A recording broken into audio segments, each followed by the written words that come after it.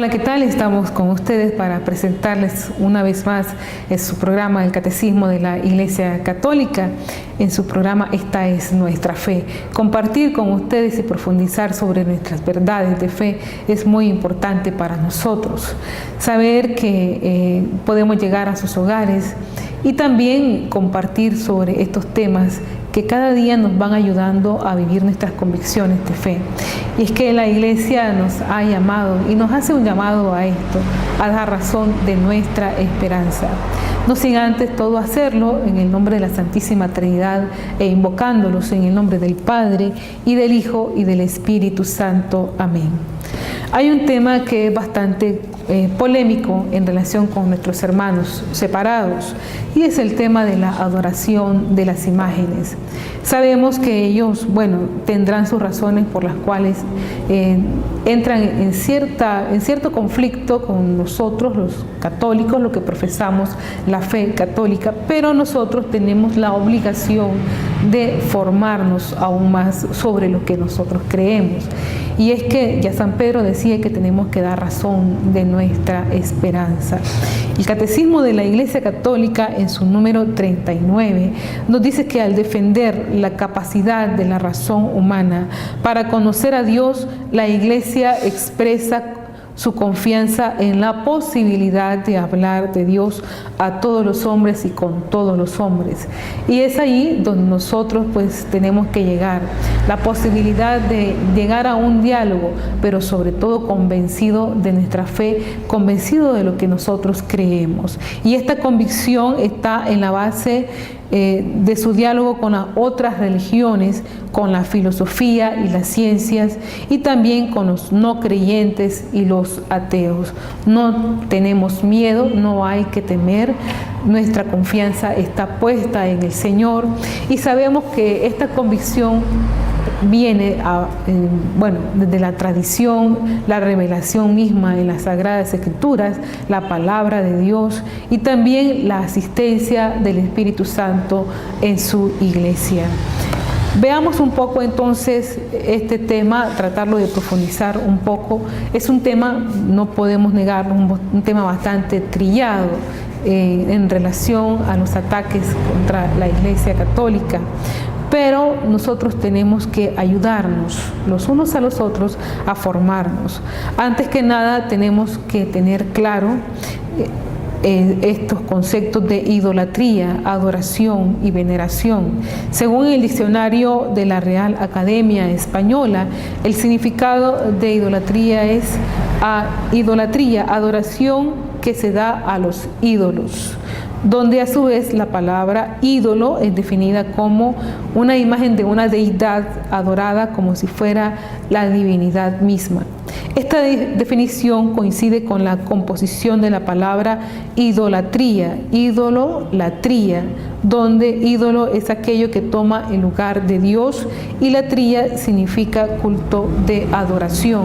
Fijémonos bien, aquello que ocupa el lugar de Dios y que se le da algún culto de adoración. Entonces, por tanto, idolatría consiste en adorar algo o alguien que es diferente a Dios, ya sea una persona o una cosa. Según el diccionario de la Real Academia Española, el significado de adorar tiene dos consonancias: reverenciar con sumo honor y respeto, considerándolo como una cosa divina; reverenciar y honrar a Dios con el culto religioso que le es debido.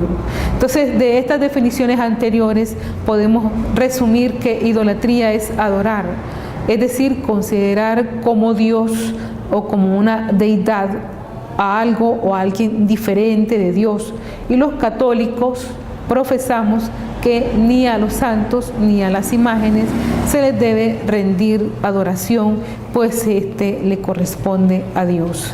Y es que entre la virtud de la religión y la virtud de la piedad, nosotros debemos de rendirle esta adoración, honor y gloria es a Dios. Pero vayámonos a la otra palabra. Ya hemos analizado la palabra adorar. Ahora analicemos la palabra venerar. Respetar en sumo grado a una persona por su santidad, dignidad o grandes virtudes o una cosa.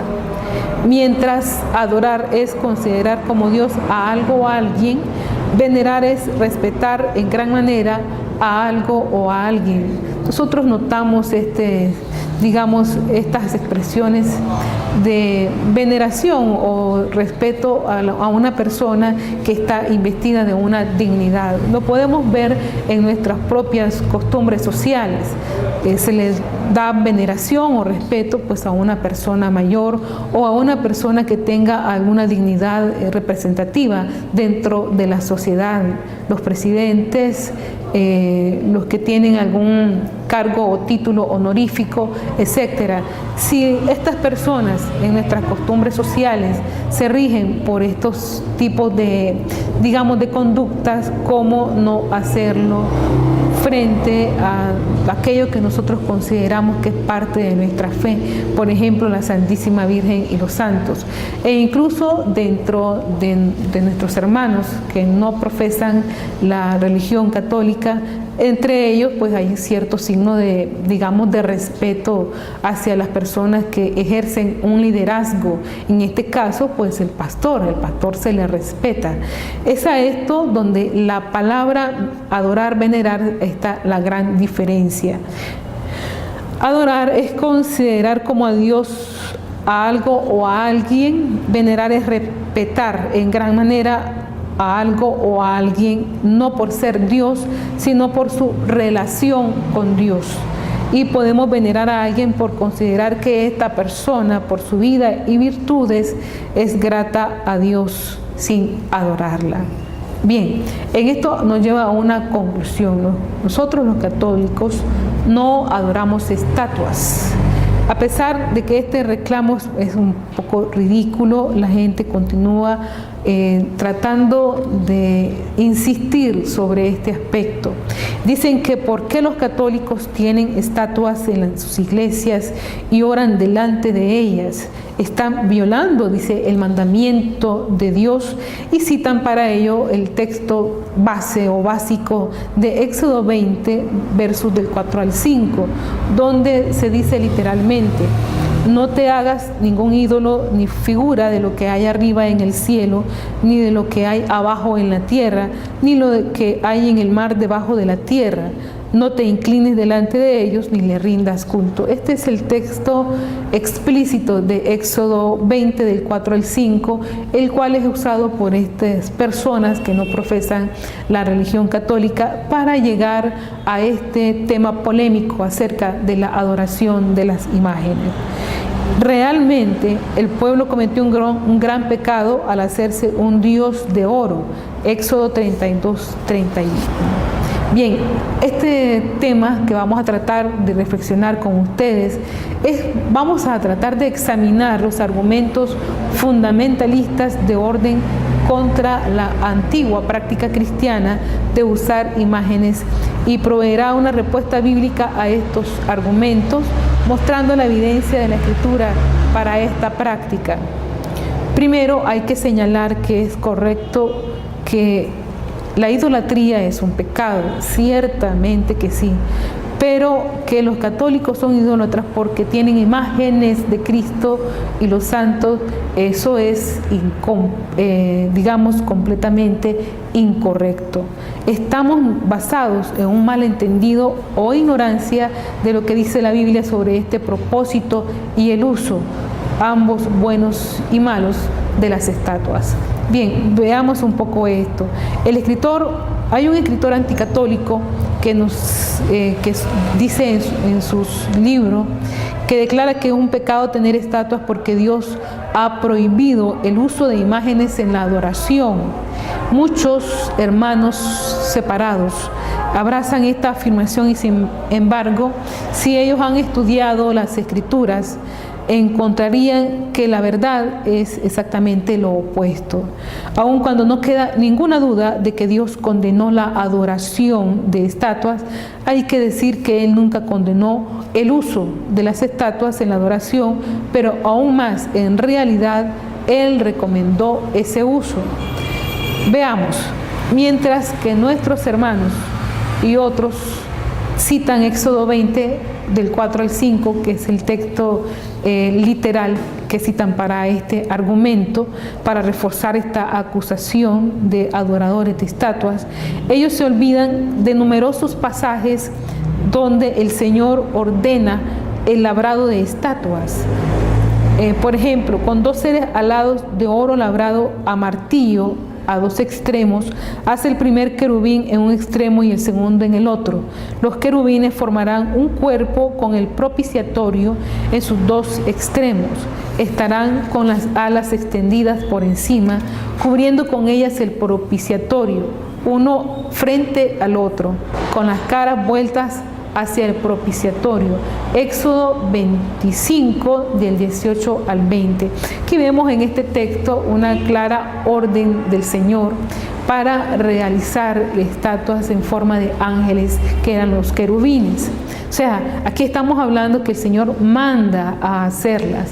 Tenemos que fijarnos y tenemos que seguir argumentando y estar convencidos nosotros los católicos de lo que verdaderamente realizamos o hacemos. David le dio un plano al rey Salomón para el altar del incienso, oro acrisolado según el peso, y asimismo el modelo de la carroza y de los querubines que extienden las alas y cubren el arca de la alianza de Yahvé.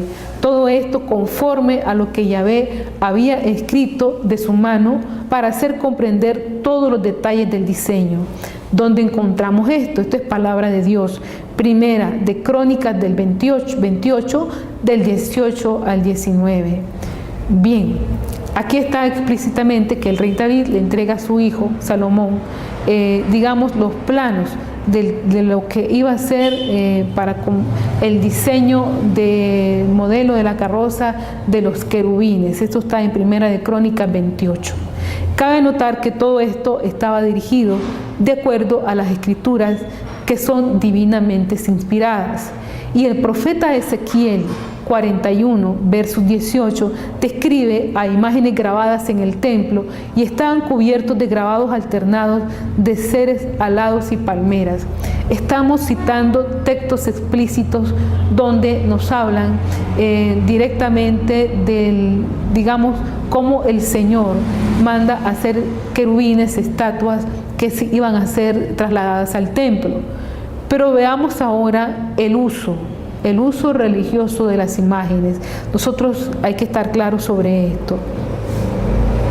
Durante una plaga de serpientes, Él envió a castigar a los malvados israelitas y Dios le dijo a Moisés: hazte una serpiente como esas y ponla en el asta de una bandera.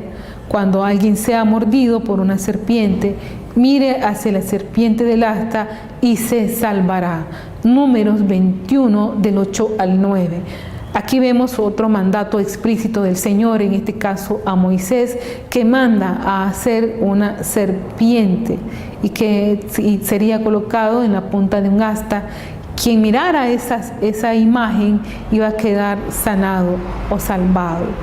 El hecho de que uno debía mirar una estatua de bronce de una serpiente para ser sanado muestra que la estatua podía ser usada ritualmente y no meramente como decoraciones religiosas. Estamos aquí frente a otra situación.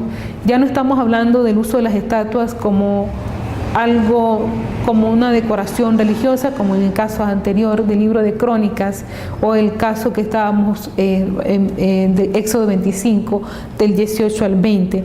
Ahora se está hablando de algo ritual, que las personas vean la imagen de la estatua y al verla iban a quedar sanados. Los católicos usan estatuas, cuadros y otros objetos artísticos para recordar a la persona o la cosa que representa. De la misma manera que para recordar a nuestra madre nos servimos de su fotografía, así los católicos para recordar el ejemplo de los santos se sirven de sus imágenes. Bueno, ¿qué persona no andará en su carterita, digamos, o no guardará en sus en sus recuerdos alguna fotografía de algún familiar o algún amigo, y al tomarla evoca el recuerdo o la memoria de esa persona, de ese ser querido, de ese amigo, de esa persona, de ese familiar.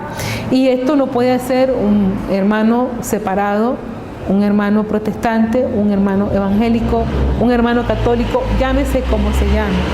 ¿Por qué? Porque eso está inmerso pues en nuestra, digamos, en nuestra forma de expresión, sentimientos, todo eso está ligado a nosotros como personas. Pero también los católicos usan estatuas como herramientas para enseñar. En este caso se dice para catequizar. En la iglesia primitiva eran especialmente útiles para la instrucción de los analfabetos. Estamos hablando de un contexto de los primeros tiempos de la era cristiana, donde las imágenes eran usadas para catequizar, para dar instrucción a las personas que no sabían leer. Y muchos hermanos separados tienen ellos mismos cuadros de Jesús y cuadros con, digamos, bíblicos, con paisajes bíblicos, escuelas dominicales, con el propósito de enseñar a los niños. Esto es claro, especialmente a aquellos que no han aprendido a leer. Quien no entra, digamos, a la casa de uno de estos hermanos y mira, por ejemplo, un cuadro de ríos de agua viva o un Jesús. Bueno, está el cuadro y el cuadro no representa ninguna situación para ellos, pero evoca una enseñanza igualmente para nosotros, los católicos. Los católicos también usan para conmemorar algunas personas y eventos muy parecidos a las escenas tridimensionales de la Natividad que usan pues también las iglesias protestantes. Si uno midiera a nuestros hermanos separados con la misma regla, entonces usando estas imágenes grabadas, ellos estarían practicando la idolatría de cual nos acusan a nosotros los católicos. Pero el hecho es que no hay actos de idolatría en estos casos. Dios prohíbe la adoración de imágenes, pero no prohíbe la hechura de imágenes en general. Si así lo hiciera, bueno, todas las películas, los videos, las fotos, las escenas de pesebre, cuadros, dibujos y toda clase de cosas estarían prohibidas porque esas también son imágenes. Esa es la lógica que se le puede aducir a esta situación. Pero también, ¿qué hay sobre la genuflexión? Este es otro tópico muy, digamos, muy polémico. A veces los hermanos que no son católicos utilizan la cita de Deuteronomio 5:9, donde Dios dijo con respecto a las estatuas: no te inclines delante de ellos, puesto que muchos católicos se inclinan o arrodillan frente a las estatuas de Jesús y de los santos. Los anticatólicos, los que no profesan la fe católica, confunden la veneración legítima a una imagen sagrada con el pecado de idolatría. La realidad es que Deuteronomio 5:9 no le ayuda al argumento de los hermanos no católicos. Primero, recordar que si bien es cierto que la genuflexión puede ser usada como una postura de adoración, no toda genuflexión es adoración. En esto tenemos que quedar claro. Por ejemplo, en Japón es costumbre que las personas muestren respeto y buenos modales al inclinarse al saludar. Es el equivalente de dar la mano en Occidente. Son costumbres. Obviamente no se hace ningún tipo de adoración en este gesto. El católico que se arrodilla frente a una estatua cuando ora no está adorando y ni siquiera orándole a la estatua, más que los hermanos no católicos que está arrodillado con una Biblia en sus manos, cuando ora está adorando u orándole a la Biblia. Bueno, cuando las personas tenían que mirar a la serpiente de bronce para ser curados, no le estaban adorando, cosa que queda demostrada por el hecho de que años después, cuando le empezaron a adorar, es decir, cuando cambió la intención de las personas, cuando ya cambió el uso, y empezaron a adorarla como un dios culebra, el rey justo Ezequías lo hizo destruir. Segunda de Reyes 18:4. Bien. Otros cargos hechos por nuestros hermanos no católicos se esconde en el segundo mandamiento. Esto porque en el catecismo católico el primer mandamiento es: no tengas otros dioses aparte de mí. Y el segundo es: no hagas mal uso del nombre del Señor tu Dios. Argumentan que los católicos han eliminado la prohibición de la idolatría para poder justificar su uso de las estatuas religiosas. Pero esto es rotundamente falso. El hecho es que los católicos simplemente agrupan los mandamientos de manera diferente de que nuestros hermanos no católicos han hecho tradicionalmente y los han abreviado para facilitar la memorización. Que tal abreviación les resulta razonable también a nuestros hermanos separados se demuestra por la traducción que ellos mismos hacen del mandamiento del sábado, como: recuerden el sábado para mantenerlo sagrado, aunque el texto actual del mandamiento es bastante largo. Dice: recuerda el día de descanso para mantenerlo sagrado. Trabajarás 6 días, pero el 7º día es dedicado al Señor tu Dios. Ese día no harás ningún trabajo, ni tú ni tus hijos, tus criados o tus criadas, o tu ganado o tu jornalero que esté en tu propiedad. Porque el Señor hizo en 6 días el cielo, la tierra, el mar y todo cuanto contiene. Y el 7º descansó. Por eso bendijo el Señor el día sábado y lo hizo sagrado. Éxodo 20 del 8 al 11. No hemos salido de este libro, del libro del Éxodo. Nos estamos remitiendo al libro del Antiguo Testamento en un contexto de un pueblo israelita primitivo, donde el Señor empieza a educar. Recordemos que el pueblo israelita está rodeado de pueblos paganos, donde estos pueblos paganos no conocían al Señor.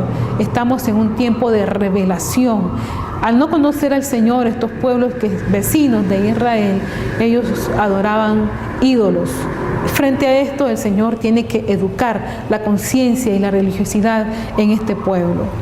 Martín Lutero reconoció que las declaraciones "no tendrás otros dioses delante de mí", del libro de Éxodo, y "no te hagas ningún ídolo o figura de lo que hay arriba en los cielos y en la tierra", son en realidad 2 partes de un mismo mandamiento, y las abrevió a "no tendrás otros dioses delante de mí". Y el Catecismo de la Iglesia Católica explica que la división y la enumeración de los mandamientos han variado en el curso de la historia. Presente Catecismo sigue la división de los mandamientos establecidos por San Agustín, la cual se ha hecho tradicional en la Iglesia Católica. Lo mismo sucede con la confesión luterana. Los patriarcas griegos han hecho una división un poco diferente que se encuentra en las iglesias ortodoxas y las comunidades reformadas.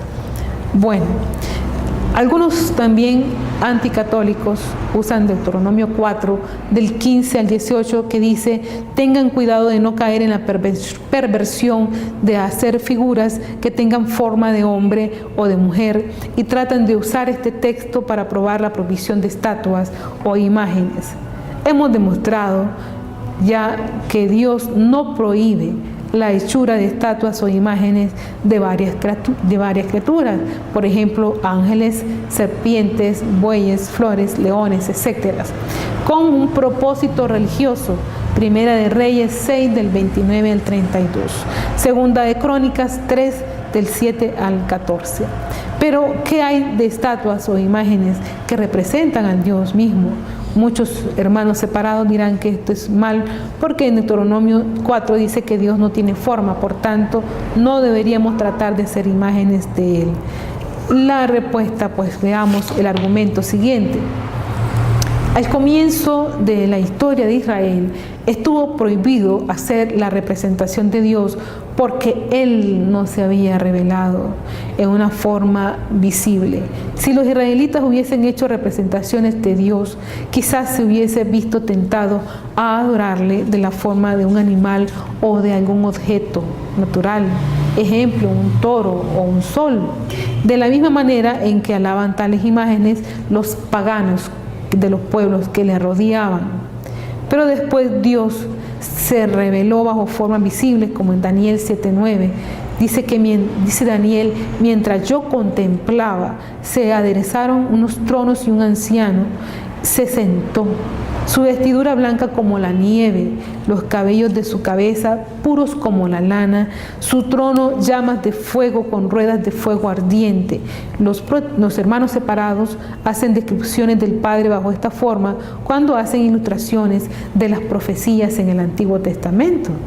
Y el Espíritu Santo se reveló bajo por lo menos dos formas visibles, aquella de una paloma en el bautismo de Jesús, Mateo 3:16, Marcos 1:10, Lucas 3:22, Juan 1:32, y como lenguas de fuego en el día de Pentecostés, 8:2 del 1 al 4.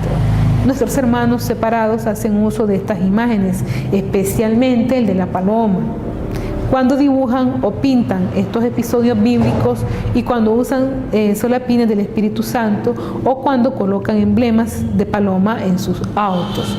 Bien, son acusaciones que no tienen ninguna fuerza, digamos, de argumentación. Pero más importante todavía es notar que en la encarnación de Cristo, su Hijo, Dios mostró a la humanidad un ícono de sí mismo. Pablo dijo: Él es imagen, el del Dios invisible, el primero nacido de toda creación.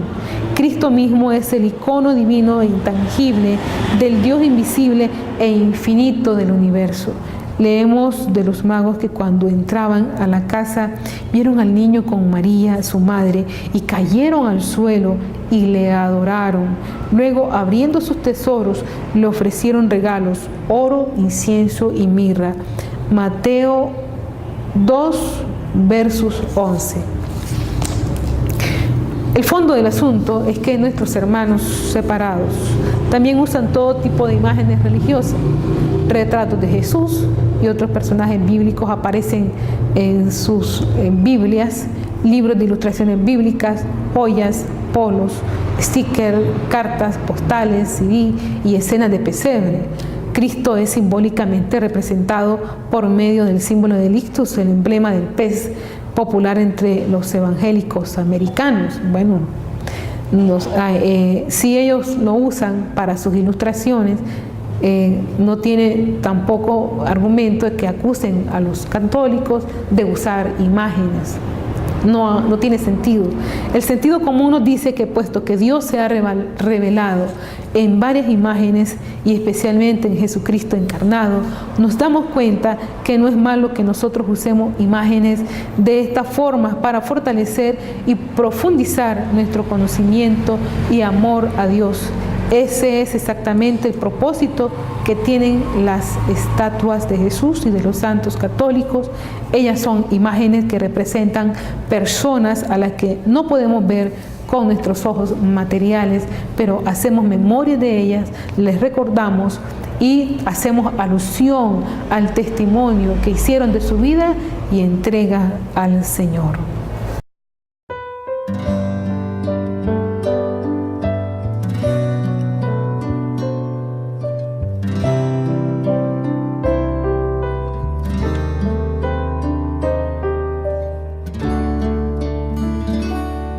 Señor, muéstrame el camino que debo de seguir. Ilumíname el sendero que me llevará hasta ti. Señor, estoy cansado de buscar y no encontrar. Señor, dame tu mano, que en ti quiero descansar. Porque en ti, Señor, lo que no hallaba encontré. Porque en ti, Señor, la verdad yo pude ver.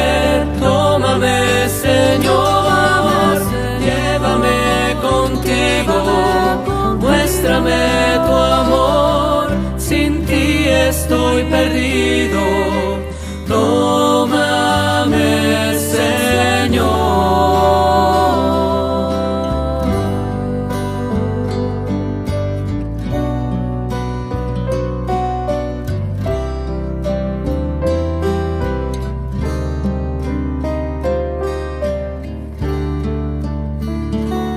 Oh Señor, mi alma te desea, ella tiene sed de ti.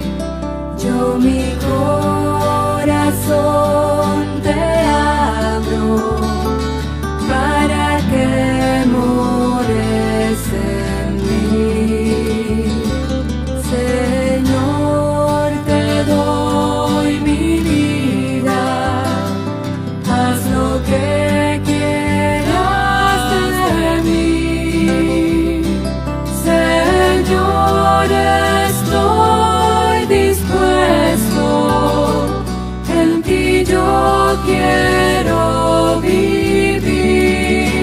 Porque en ti, Señor, lo que no hallaba encontré. Porque en ti, Señor, la verdad yo pude ver. Tómame, Señor, llévame contigo a un lugar en donde pueda contemplarte. Tómame, Señor, llévame contigo, no permitas que nada me aparte de ti.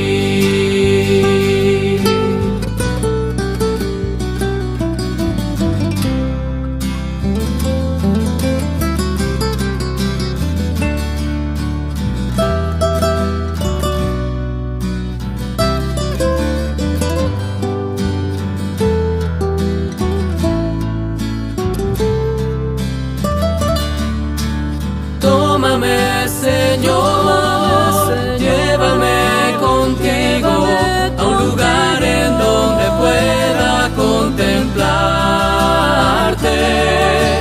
Tómame, Señor, llévame contigo, no permitas que nada me aparte de ti. Tómame, Señor, llévame contigo a un lugar en donde pueda contemplarte. Tómame, Señor, llévame contigo, no permitas que nada me aparte de ti.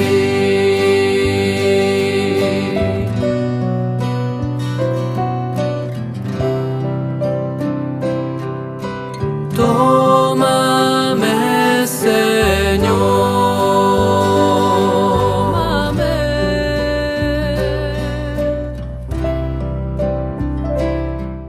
Bien, gracias por estar nuevamente con nosotros. Seguimos con la reflexión de Éxodo 24 al 5, el texto polémico en relación al tema de las imágenes. Si bien es cierto, si leemos esta cita del libro del Éxodo, podemos quedarnos con la idea equivocada de que Dios prohíbe la fabricación de cualquier tipo de imágenes. Sin embargo, al igual que todo texto bíblico, debemos entenderlo en el contexto de toda la Escritura. Lo que Dios prohíbe es la adoración, lo que solo se le debe a Él. Y esto nosotros lo practicamos dentro de la virtud de la piedad, dentro de la virtud de la justicia y dentro de la virtud de la religión. Más no la construcción de imágenes, como podemos ver o hemos visto claramente cuando hemos revisado los anteriores textos. Por otro lado, Dios mismo en ciertas ocasiones es quien ordena la fabricación de imágenes, como encontraremos más adelante.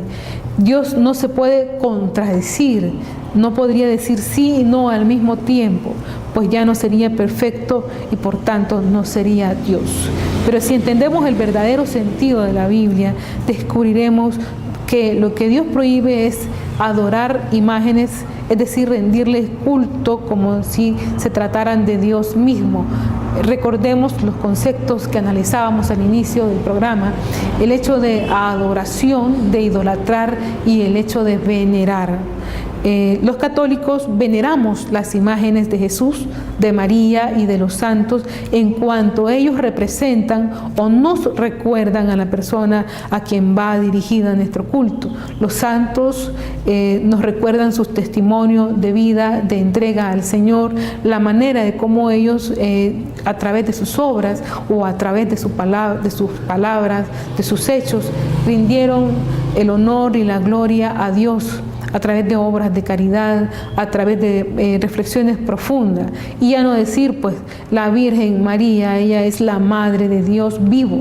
Entonces, a esto nos remite precisamente la imagen, y también, además de remitirnos a una memoria, nos remite a un acto de veneración, de respeto sobre todo. Pero la adoración única y exclusivamente se la debemos a Dios, y eso es lo que siempre ha enseñado y enseña la Santa Madre Iglesia Católica. Incluso vemos que el pueblo de Israel se postraba ante el Arca de la Alianza, la cual estaba formada por querubines de oro, porque sabía que estos solo se representaban la presencia de Dios, pero no eran Dios. El siguiente texto bíblico, aunque existen muchos más, no deja lugar a dudas. Vamos a ir enumerando textos para que ustedes los tengan en cuenta al momento de defender la fe católica. Nosotros tenemos que tener convicción de lo que creemos. Veamos, Éxodo 25, del 18 al 20. Harás 2 querubines de oro macizo, sus alas cubrirán el lugar del perdón. Éxodo 25, 40. Cuida pues de hacerlo todo conforme al modelo que te he enseñado en el monte. Éxodo 37, 7. Asimismo, Moisés hizo 2 querubines de oro macizo. Éxodo 37, 19. Cada brazo del candelabro tenía 3 cálices en forma de flor de almendro con capullos y flores. Y Éxodo 36, 8. Hicieron la morada, hicieron 10 cortinas adornadas con querubines. Éxodo 26, 31. Para el velo necesitarás lino fino, decorada en hermosa tapicería de querubines. Bueno, esto nos recuerda y nos hace alusión a la manera de cómo en nuestras iglesias se pretende dar el mayor y el mejor culto a Dios a través de la liturgia, en este caso de la ornamentación. Éxodo 27, 1, 2. Harás también un altar de madera, de sus 4 esquinas saldrán 4 cuernos. Éxodo 30, del 1 al 2. Harás también un altar para quemar el incienso, y de sus 4 esquinas saldrán sus cuernos. Éxodo 28, 31, 33. Harás también el manto del efod. En los lados habrá alrededor unas granadas de jacinto. Segunda de Crónicas 3:10. En el interior de la sala del lugar del Santísimo hizo 2 querubines de metal forjado que revistió de oro. Primera de Reyes 6, del 31 al 32. Hizo la puerta del lugar santísimo, esculpió en ella figuras de querubines, palmas y guirnaldas de flores. Primera de Reyes 7, del 18 al 19. Moldeó en bronce granadas, 400 en total. Los capiteles que estaban en la cima de las columnas tenían forma de azucena. Primera de Reyes 7, del 27 al 29. Hizo 10 basas de bronce. Sobre el panel que estaba entre los listones habían leones, bueyes y querubines. Ezequiel 41, 18. La decoración de la casa estaba formada por querubines y palmas. Los querubines tenían 2 caras. Ezequiel 43, 7. Me dijo: hijo de hombre, ¿has visto el lugar de mi trono, el sitio para la planta de mis pies? Número 21, 8. Yahvé le dijo a Moisés: hazte una serpiente ardiente y colócale en un poste. El que haya sido mordido al verla sanará. Marcos 12:16, Jesús les preguntó: ¿de quién es esta cara y lo que está escrito? Ellos contestaron: del César.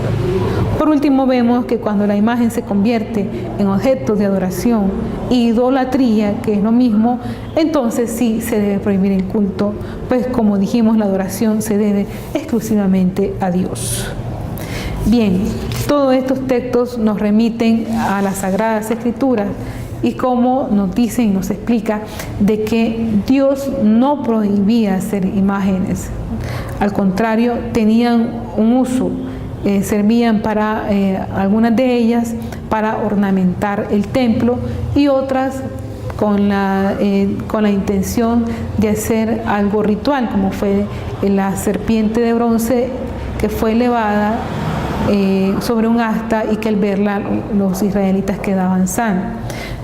Nosotros que recordamos a través de las imágenes, recordamos el testimonio precioso de la entrega de muchos santos y mártires que hoy están en el cielo y que están intercediendo por nosotros. ¿Cómo no recordarlos? ¿Cómo no tomarlos en cuenta? Ahora que se ven muchos modelos, mucha gente sigue a muchas personas, artistas, cantantes, y se desbordan multitudes tras de ellos.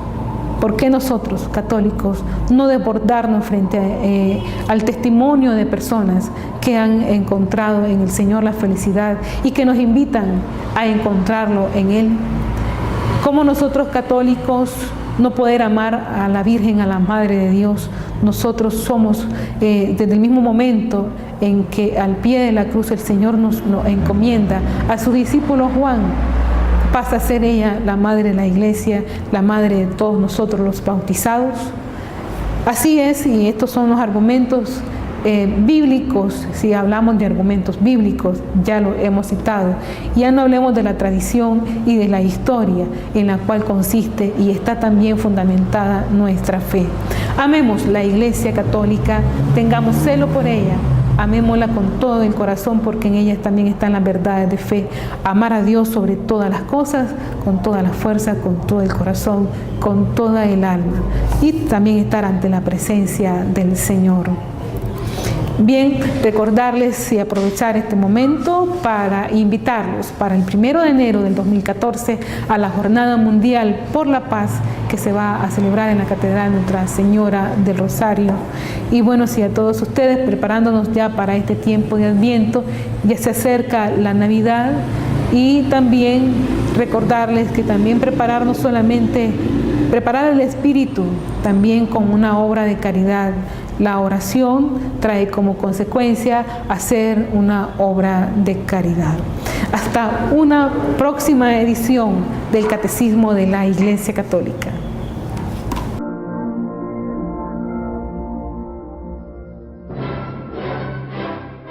Creo en un solo Dios, Padre Todopoderoso, Creador del cielo y de la tierra, de todo lo visible y lo invisible.